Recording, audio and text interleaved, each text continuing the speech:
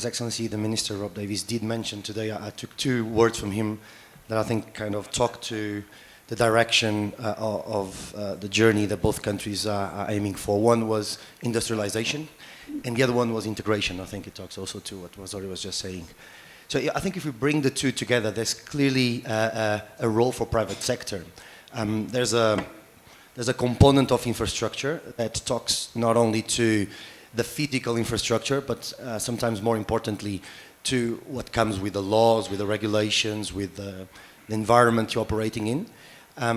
But without the private sector, you're actually not going to progress at the pace that you need.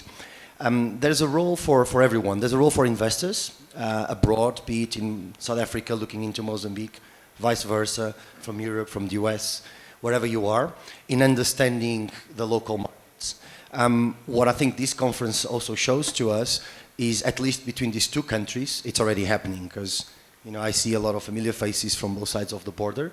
That means the private sector, and most of them are from private sector, which means private sector is really engaged and looking at these opportunities.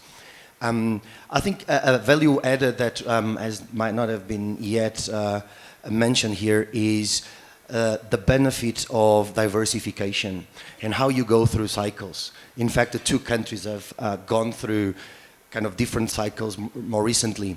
And after a certain stage of development for single companies, they do need to look into that. So we've said before about the size of the market, but it's also about the characteristics of these markets and how you can actually play in both sides of the border in order to have a more sustainable business too.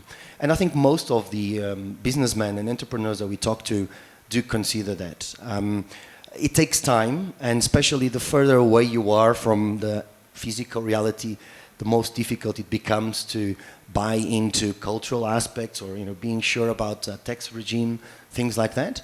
But between Mozambique and South Africa, there's a very close link, and there's even I would say an emotional attachment that makes things easier. And we felt certainly as Barclays Mozambique and our colleagues here in ABSA that the South Africans have actually taken more risk into Mozambique than other kind of investors, because they do understand the reality better.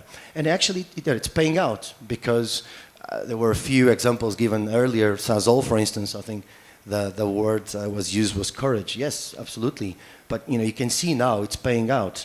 They're probably ahead of the competition, and I think they have quite a prosperous future with the business they're developing in Mozambique. So there's a role for everyone, and I would say for us as banks, we also need to play our role, because we just not a passive element, we must be an active element, and we must ensure that we promote these events, that we proactively engage with potential investors, that we clarify their questions or kind of deal with their concerns, and in the end also promoting these economies, whilst at the same time, of course, highlighting the risks and providing the tools for them to manage those risks if necessary.